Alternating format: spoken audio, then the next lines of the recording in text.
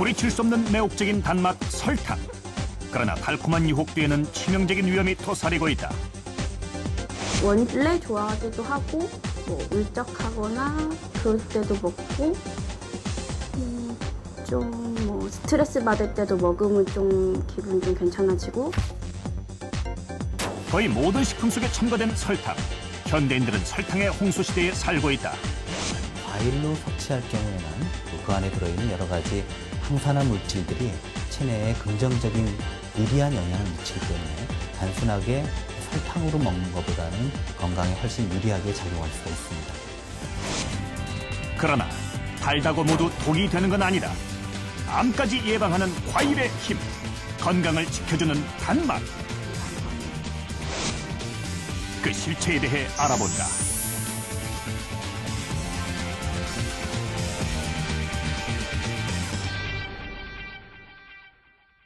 나이보다 젊고 건강하게 살고 싶은 욕구가 커지면서 주민등록상의 숫자보다 건강 나이, 그러니까 신체 나이를 어떻게 관리하느냐가 많은 사람들의 관심사로 떠오르고 있습니다. 나이보다 건강하고 젊게 사는 것, 그 비결 중에 하나는 바로 균형 잡힌 식습관입니다. 생로병사의 비밀에선 10년 더 젊게 사는 처방전 3부작을 통해 올바른 식습관에 대한 제안을 하고 있습니다. 오늘 그 두 번째 시간, 설탕은 적게, 과일은 많이, 소당다고 합니다. 설탕입니다. 보기만 해도 달콤함이 느껴지는데요. 인간이 느낄 수 있는 미각 중 가장 매혹적인 맛은 바로 이 단맛이라고 합니다. 설탕은 그 단맛의 대표주자이기도 하죠. 인류가 처음으로 이 하얀 정제 설탕을 먹기 시작한 지는 약 200여 년 전입니다. 한때는 상류층에서만 즐기던 고가식품에서 이제는 거의 모든 음식에 빠지지 않는 첨가물로 우리의 식탁을 점령하고 있는데요. 그러나 우리가 설탕이 주는 달콤한 유혹에 빠져들면 빠져들수록 우리의 몸은 수많은 위험에 노출됩니다. 아침이면 어김없이 학생들을 태우고 학교로 향하는 김명구 씨. 장시간 운전하는 그의 주변에는 언제나 사탕이 빠지지 않는 필수품이다. 거기에다 졸음 방지와 피로 회복으로 그가 선택한 것은 과실과 설탕의 비율을 1:1로 섞어 만든 진액. 그는 매일 2통씩 챙겨 먹는다고 한다.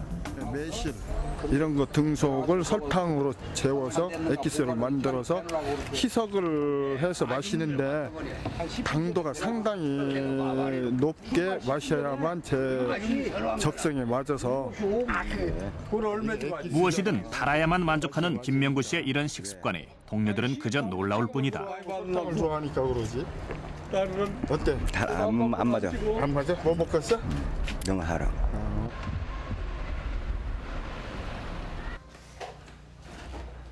퇴근 후 집에 돌아온 김명구 씨가 방에서 뭔가를 꺼내온다. 다양한 종류의 과자로 가득한 이 바구니는 비어있는 법이 없다. 쉴 새 없이 과자를 먹는 것이 그의 오래된 습관이기 때문이다. 한편 주방에서는 저녁 준비가 한창이다. 고추장을 좋아하는 남편을 위해 아내가 준비하는 것은 설탕. 여느 사람이 보기에는 많다고 느껴질 정도지만 김명구 씨 부부에게는 자연스러운 일이 되어버렸다. 이미 넣은 설탕만으로도 성에 차지 않는지 김명구 씨는 추가로 설탕을 다시 넣고 나서야 만족한다. 너무 달다. 나는 맛있냐? 야, 너무 달아요. 이제는 좀 맞구만. 맞아?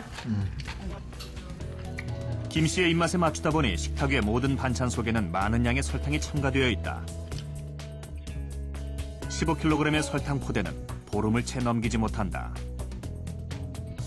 글쎄, 결혼 초부터 드신 것 같아요. 그냥 처음에 식습관이 그렇게 들은 것, 좋아하는 것도 있지만 식습관이 그때부터 지금까지 이어오는 것 같아요. 후식으로 준비한 딸기. 그러나 딸기 역시 그냥 먹는 법이 없다. 딸기를 비롯한 과일을 먹을 때에도 설탕은 빠지지 않는다. 그의 설탕 사랑은 아내조차 말리지 못한다. 늦은 시간, 침대 옆에 항상 마련되어 있는 사탕은 김명구 씨가 잠을 청하는 그 순간까지 함께한다. 살면서 건강에 자신이 있게 지금까지 살았어요. 뭐 어디 크게 아프고 또 아픈 데도 없이 지금까지 살다시피 이렇게.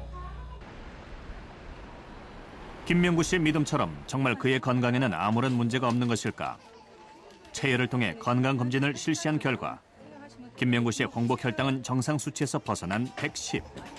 이건 이제 당뇨는 아니지만은 그 공복 혈당 장애라고 해서 그 당뇨 전 단계에 들어가는 범위가 되겠습니다.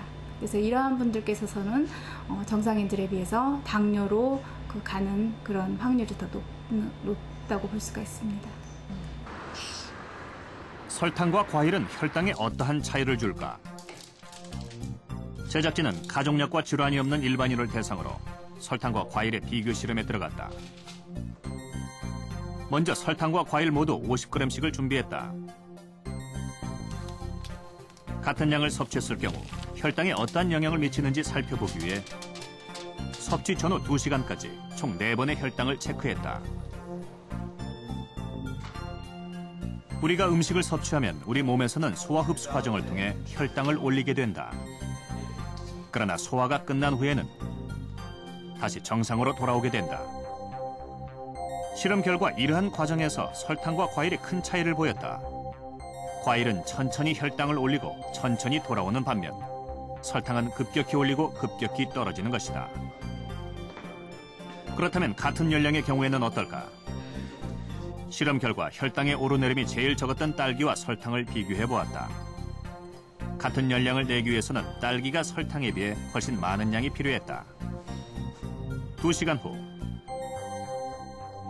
100kcal당 혈당의 변화는 설탕과 딸기 모두 큰 차이를 보이지는 않았다. 그러나 인슐린 분비에 있어 설탕이 딸기에 비해 많은 양의 인슐린이 급격히 분비된 것을 확인할 수 있었다. 이유는 무엇일까? 일반적으로 우리가 섭취하는 탄수화물은 우리 몸에 들어와 여러 번의 소화 과정을 거쳐 최종 분해 산물인 포도당으로 흡수되게 된다. 그러나 설탕의 경우엔 이러한 복잡한 과정이 생략된 채 별다른 소화 과정 없이 바로 우리 몸에 흡수된다. 결국 갑작스런 흡수로 우리 몸의 혈당은 빠르게 올라가게 되고 올라간 혈당을 낮추기 위해 인슐린 역시 과다 분비되게 된다. 설탕은 당 지수가 상당히 높습니다. 그렇기 때문에 그것의 당 수치를 맞추기 위해서는 우리 몸에서 인슐린이 더 나와야 되죠. 더 나오다 보면은 우리 몸은 어느 정도의 그 균형을 잡기 위해서 그 인슐린에 대해서 저항성을 보입니다. 저항성이라는 건 결국 쉬운 말로 약발이 안 받게끔 우리 몸이 맞춘다는 거죠. 그러면 인슐린은 약발이 안 들으니까 더 나와야 되죠. 더 나오면 또 저항성이 생기고 그런 악순환이 계속 돌다 보면 과인슐린 상태, 인슐린 저항성 상태라는 상태가 되고 그것이 바로 우리가 원치 않는 당뇨병 상태가 되는 것입니다. 실제로 미국 하버드 대학에서는 지난 2004년 흥미로운 연구 결과를 발표했다. 8년간 10만 명이 넘는 사람들을 살펴본 결과 설탕 첨가 음료를 많이 먹는 사람들이 그렇지 않은 사람들에 비해 당뇨병 발생률이 2배 가까이 높은 것으로 나타났다. 과일은 설탕보다 혈당을 천천히 올린다고 하지만 당뇨 환자의 경우에는 과일의 당도 위험할 수가 있다. 그렇다면 당뇨 환자가 하루에 섭취할 수 있는 과일의 양은 어느 정도일까? 남자 같으면은 요 정도 주먹이면은 과일 하나를 넣었을 때 위를 잘라버린 요 정도의 양을 드시라고 합니다. 그러니까 큰 사과는 위가 조금 잘린 요 정도의 양, 요새 큰 배는 한 반, 그 정도 하루에 드시라고 이렇게 교육을 해드리고 있습니다.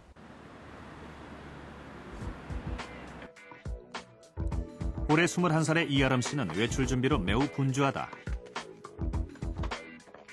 아침 식사를 양갱 하나와 음료 하나로 대신하는 것은 오래된 그녀의 습관이다.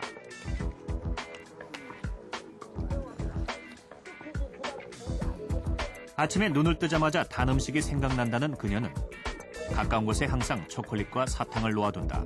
이따 올 거면 오든가.